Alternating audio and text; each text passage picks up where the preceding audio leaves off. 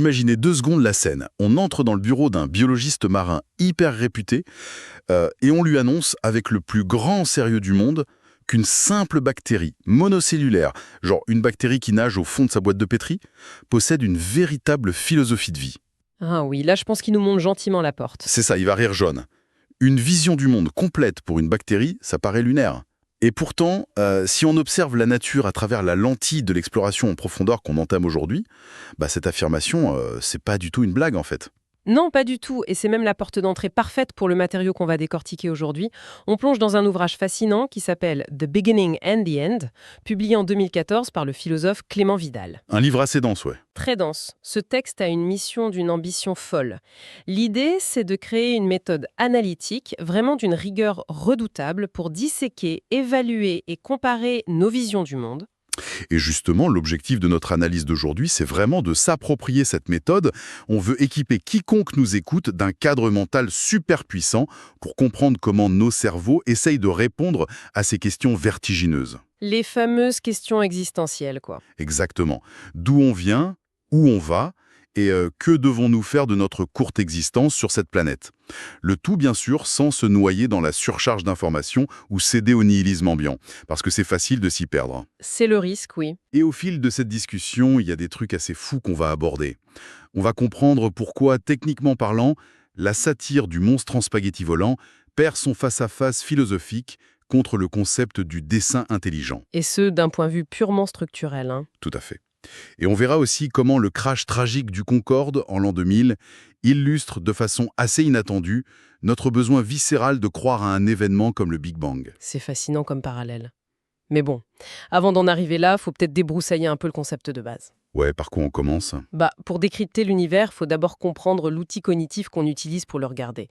En fait, qu'est-ce que c'est qu'une vision du monde? C'est vrai qu'on utilise le terme tout le temps, mais sans le définir. Voilà, et l'auteur s'appuie sur un modèle cybernétique pour y répondre.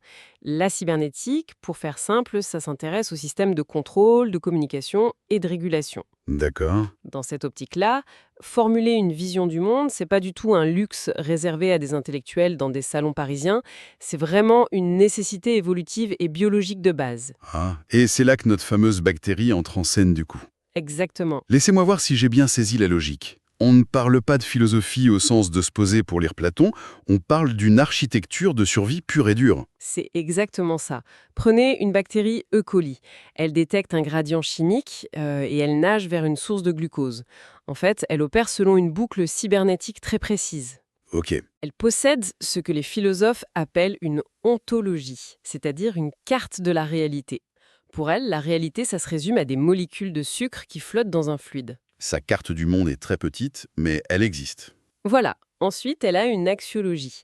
C'est un système de valeurs instinctif. Le sucre, c'est de l'énergie, donc le sucre, c'est bien. Le bien et le mal version microbien. C'est ça. Et enfin, elle déploie ce qu'on appelle une praxiologie, donc un plan d'action. Elle active ses petits flagelles pour nager vers cette source. Percevoir, évaluer, agir. C'est vraiment l'essence même d'une vision du monde. C'est fou de le voir comme ça. Notre cerveau humain fait exactement la même chose, mais avec un niveau de complexité juste exponentiel. Totalement. Moi, j'aime bien comparer ça au système d'exploitation d'un smartphone. En gros, les questions que se pose la bactérie, ce qui existe, ce qui a de la valeur et comment agir, ça, couplé à des questions sur nos origines et notre futur, ça forme ce que l'ouvrage appelle les questions de premier ordre. Les applications de base du téléphone, en quelque sorte. C'est ça, nos applis du quotidien. On en a besoin tous les jours, en fait. Pour interagir avec nos collègues au bureau, faire des choix éthiques, bref, pour naviguer dans l'interface de la vie en société. Cette analogie du système d'exploitation, elle marche super bien pour introduire la suite. Parce que si l'ontologie et l'axiologie sont les applications, la philosophie propose aussi des outils de second ordre. Et ça, c'est quoi? Méthode pour prouver qu'une information est vraie, et la dialectique critique. Ces outils-là, c'est l'équivalent des logiciels de diagnostic pour les développeurs informatiques. Ah, je vois le genre. Ouais, ils servent à chercher les bugs, à repérer les failles logiques ou les contradictions dans nos croyances de tous les jours. Mais le problème, et c'est une réflexion qui me frappe souvent quand je lis de la philosophie contemporaine, c'est qu'on a un peu l'impression que la discipline s'est enfermée dans ce mode développeur. C'est très juste. À force de passer des décennies entières à disséquer le code source, à déconstruire les moindres biais cognitifs et chercher les failles épistémologiques partout, est-ce que les penseurs modernes n'ont pas un peu oublié de concevoir des applications utiles pour le grand public? Vidal soulève très exactement cette critique. La philosophie académique a tellement privilégié l'analyse critique, le second ordre, qu'elle a très souvent négligé la sixième dimension qui est pourtant vitale. La synthèse, c'est ça, hein? Oui, la synthèse. Cet effort synthétique, ça consiste à refermer le capot du moteur, arrêter de chercher les bugs et proposer une vision du monde globale, cohérente. Quelque chose qui tient la route. Exactement. Un système qui intègre toutes les découvertes scientifiques récentes, tout en offrant un vrai sens à l'existence. Le but, c'est pas seulement de douter de tout en permanence, mais de construire une carte du monde qui soit fonctionnelle pour l'humain. Ouais, d'accord, admettons qu'on ait tous besoin de cette carte fonctionnelle. Mais sachant que sur Terre, il y a 8 milliards d'êtres humains qui opèrent avec des systèmes d'exploitation super différents. Ça va du matérialisme le plus strict au mysticisme le plus profond. Ouais, il y a tout. Du coup, comment on peut évaluer la viabilité d'une vision du monde? Est-ce qu'il y a un moyen objectif de savoir si notre propre carte mentale a besoin d'une mise à jour d'urgence? C'est ici que l'auteur déploie un banc d'essais qui est vraiment fascinant. Il fait une synthèse des travaux de grands philosophes comme Karl Popper, Jürgen Habermas ou encore Ken Wilber, et il en extrait une grille d'évaluation qui est structurée autour de 3 grands pôles. Ce qu'on appelle souvent les trois mondes, c'est ça? Tout à fait. Il y a le monde objectif, qu'on appelle le ça, donc la réalité physique externe. Ensuite, le monde subjectif, le je, qui englobe toute notre expérience intérieure et intime. Et enfin, le monde intersubjectif, le nous, qui régit nos interactions sociales et culturelles. Et ces trois pôles contiennent un total de 9 critères d'évaluation. C'est le cœur du réacteur, oui. Je pense qu'il faut vraiment qu'on prenne le temps de les décortiquer. Commençons par le pôle objectif, le fameux ça. La grille exige une cohérence objective, donc l'absence de contradiction logique interne. C'est la base. Ensuite, une scientificité. Faut respecter les faits empiriques validés. Et enfin, une portée explicative large. Mais attendez, pourquoi on exige une portée si vaste? C'est-à-dire? Est-ce qu'une vision du monde peut pas juste se contenter d'expliquer notre petit quotidien humain, pépère, sans chercher à englober la naissance des galaxies lointaines? Le problème, c'est qu'une théorie trop étroite, elle s'effondre à la moindre anomalie. Une vision du monde vraiment robuste, elle doit pouvoir intégrer les découvertes de la mécanique quantique tout autant que l'évolution biologique, par exemple. Ah, sinon c'est fragile. Complètement. Si votre système s'écroule dès qu'on le confronte au trou noir ou à l'intelligence artificielle, sa portée est insuffisante pour se qualifier de vision du monde universelle. Ouais, je vois tout à fait. Ok, passons au pôle subjectif. Le je. Là, on nous demande d'évaluer la cohérence interne. Genre, est-ce que ma théorie résonne bien avec mon expérience vécue? Mhm. Ensuite, l'utilité personnelle. Est-ce que ce système m'aide concrètement à traverser une période de deuil ou un coup dur? Et en troisième lieu, l'émotivité. Est-ce que cette vision suscite de l'émotion? Oui. Attendez une seconde. Moi, j'ai toujours appris que dans la grande tradition rationnelle et analytique, l'émotion, c'est un peu vu comme le parasite qui vient corrompre le jugement pur. C'est souvent perçu comme ça, oui. Alors, pourquoi un philosophe exigerait qu'une grille analytique hyper rigoureuse intègre l'émotion comme un critère de réussite? Ça paraît paradoxal. C'est un réflexe intellectuel naturel de vouloir rejeter l'émotion. Mais la psychologie évolutive nous rappelle très clairement que les émotions, c'est pas des anomalies du système. Ce sont des moteurs de survie intégrés directement à notre biologie. Des moteurs survie? Oui. La peur, l'émerveillement, la joie, tout ça dicte notre attention et notre mémorisation. Aristote le théorisait déjà dans sa rhétorique, d'ailleurs. On ne mobilise pas toute une population avec une simple équation mathématique, aussi parfaite soit-elle. Ah, c'est sûr que E égale MC carré, ça fait pas pleurer dans les chaumières. Exactement. Une théorie purement glaciale, elle échoue aux critères subjectifs parce qu'elle ne génère aucune motivation à agir. Pour qu'il y ait du sens, il faut de la chaleur humaine. C'est une architecture morte en quelque sorte, si elle nous fait pas vibrer un minimum.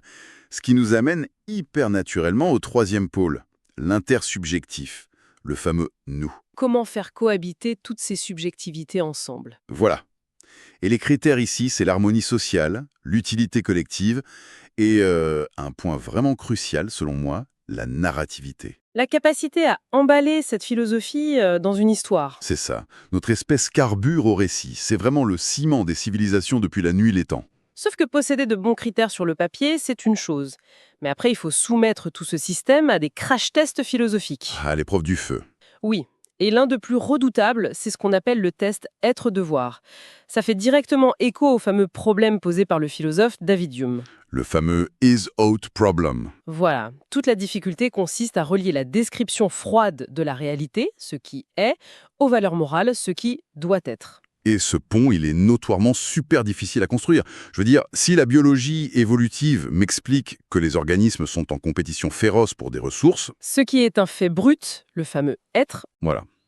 Comment, à partir de là, je peux utiliser ce fait pour justifier une loi humaine qui dit, au contraire, qu'on doit protéger les plus faibles? Le saut logique entre le fait froid et la morale, il n'a rien d'évident. il y a aussi le test devoir agir. C'est formidable d'avoir des principes nobles, de savoir ce qu'on devrait faire dans l'absolu, mais est-ce que cette vision du monde fournit les mécanismes concrets, la fameuse praxiologie de notre bactérie, pour vraiment passer à l'action? Savoir c'est bien, agir c'est mieux, en somme. Exactement.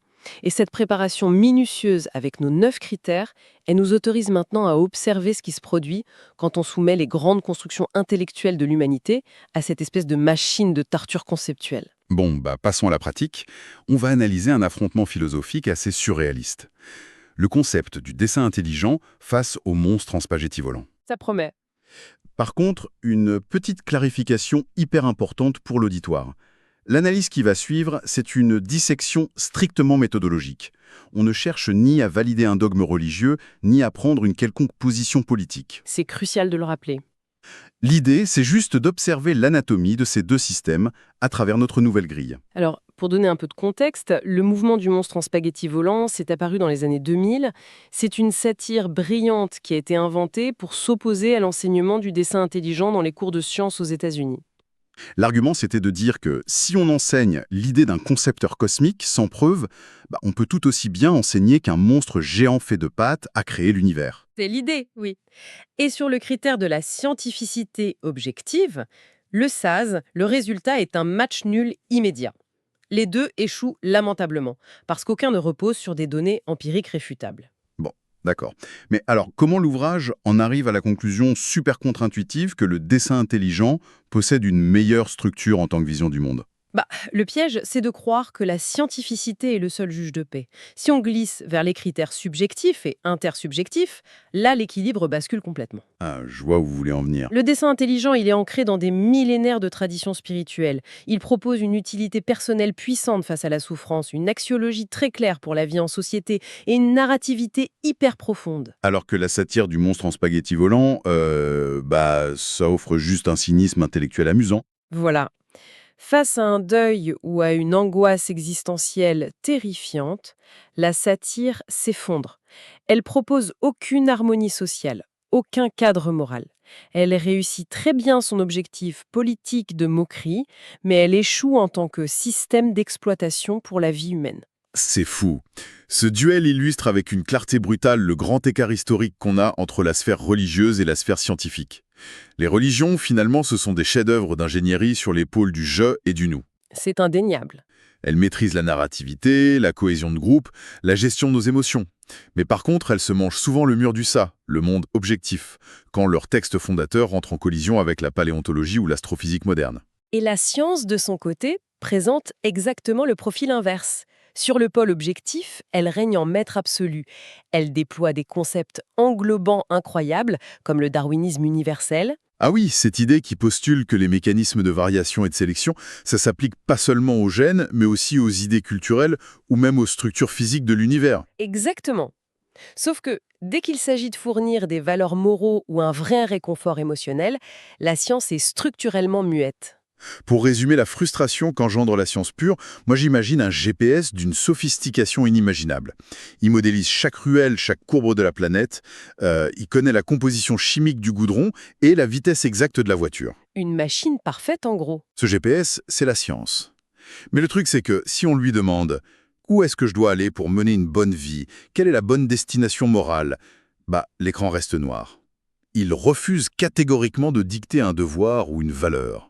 Et cette dichotomie révèle vraiment l'ambition ultime du livre. L'urgence de forger une cosmologie philosophique moderne. Une vraie synthèse, du coup. Oui, Un système capable de prendre les données brutes et ultra précises du GPS scientifique et d'y coder rigoureusement des valeurs éthiques et des plans d'action humains. Sauf que, même avec la meilleure volonté du monde et la philosophie la plus rigoureuse possible, on finit par foncer tout droit dans un mur cognitif monumental. Le grand mur des questions ultimes. Exactement. Si la science refuse d'aborder les valeurs et que la religion galère avec les faits empiriques, il se passe quoi quand notre pauvre cerveau essaye de formuler une réponse à la question mère de toutes les questions d'ailleurs? D'où vient l'univers lui-même? Là, l'esprit humain entre direct en zone de turbulence critique. L'auteur catégorise cet effort en 5 défis distincts. 5 montagnes conceptuelles qui semblent presque impossibles à franchir. Faisons le tour de ces montagnes. Et le premier défi, il est métaphysique. Pourquoi y a-t-il quelque chose plutôt que rien? L'existence même de la matière est un scandale logique pour l'esprit. C'est vertigineux. Et le deuxième défi, c'est la thermodynamique. Et j'avoue que j'ai pas mal buté dessus pendant ma lecture. La première loi de la thermodynamique indique que l'énergie ne peut être ni créée ni détruite. Elle ne fait que se transformer, oui. Mais alors, comment on fait pour concilier cette loi qui est censée être inviolable avec le Big Bang? Le Big Bang, par définition, c'est pas une gigantesque création d'énergie à partir de rien. C'est toute l'ampleur du problème. Si l'énergie totale de l'univers a toujours été là, l'idée même d'une origine absolue entre en contradiction frontale avec la physique fondamentale. Ça fait mal à la tête. D'où provenait la singularité initiale si rien ne se crée? Voilà. Ensuite, le troisième défi est causal. Si chaque effet possède une cause, quelle est l'étincelle qui a déclenché la toute première cause? Le quatrième concerne l'infini.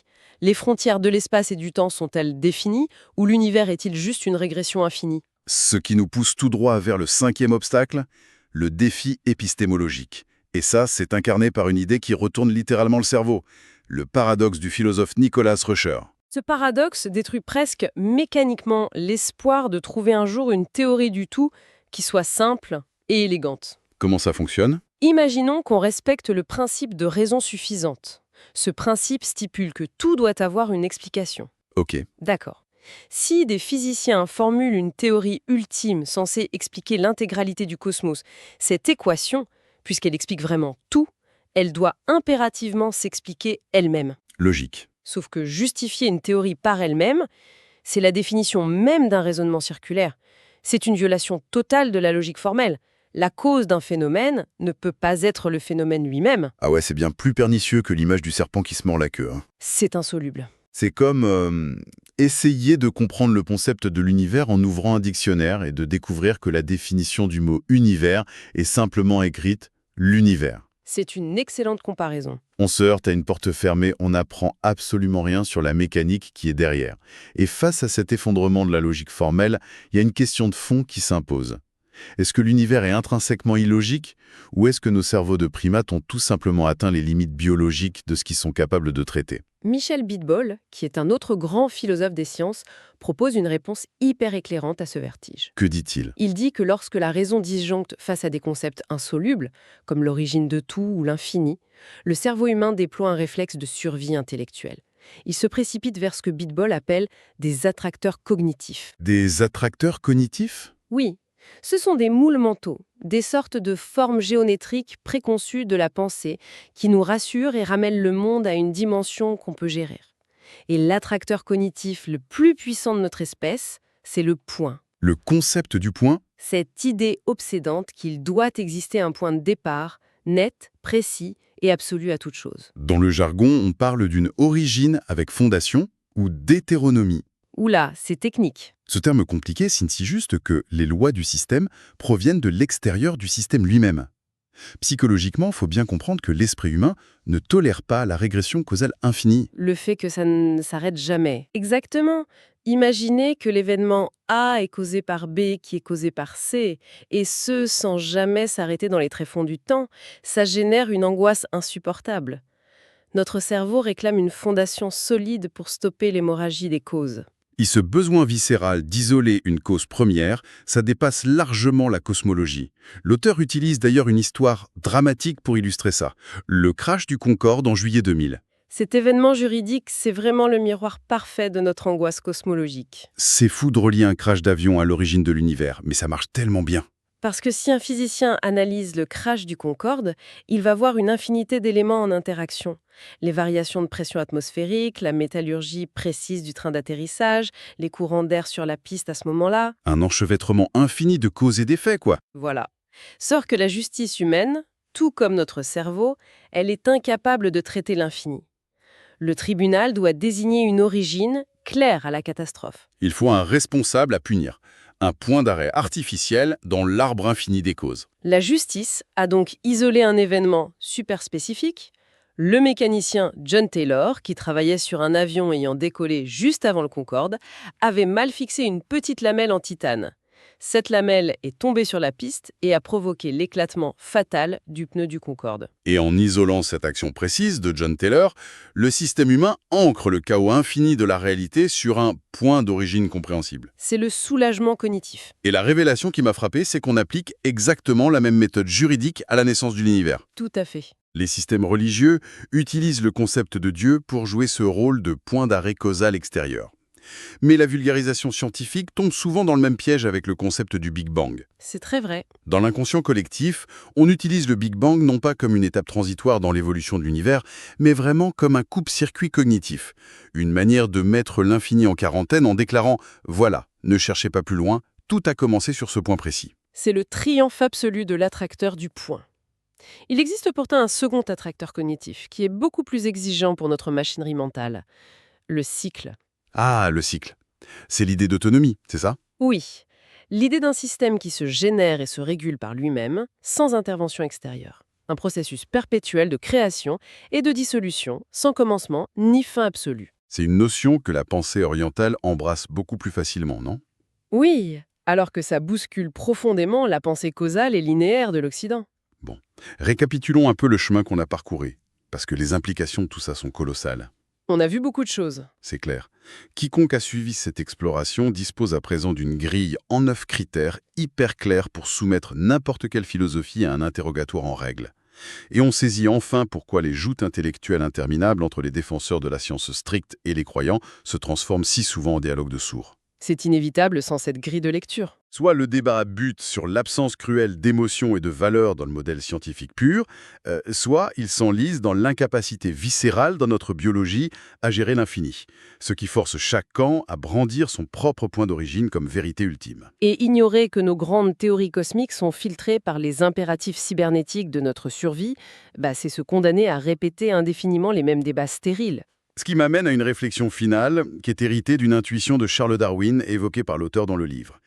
Darwin confiait ses doutes profonds sur la capacité d'un cerveau humain, qui est issu de l'évolution des primates, à formuler des conclusions valides sur l'immensité de l'univers. Un doute très humble pour le coup. Oui, et si on pousse cette logique évolutive jusqu'à son point de rupture, ça donne le vertige. Nos cerveaux ont été affûtés pendant des millions d'années pour résoudre des problèmes vitaux, mais très spécifiques. Repérer des prédateurs, suivre des pistes de chasse et concevoir le temps de manière purement linéaire dans la savane africaine. C'est notre environnement de base. Exactement. Et notre dépendance actuelle au point ou au cycle pour comprendre le cosmos, ce n'est peut-être qu'un vestige de ce câblage biologique primitif, sauf que l'univers n'a absolument aucune obligation morale de se plier aux règles géométriques de la savane terrestre. Aucune. Se pourrait-il alors que la véritable origine de l'univers obéisse à une logique causale ou à une architecture spatio-temporelle qui nous est strictement, anatomiquement et irrémédiablement impossible de concevoir? C'est une excellente question pour conclure. C'est une pensée vertigineuse que je laisse à l'auditoire le soin de méditer, peut-être lors de la prochaine nuit sans nuages, en cherchant dans les étoiles ce fameux manuel d'instruction qui s'obstine à ne pas exister.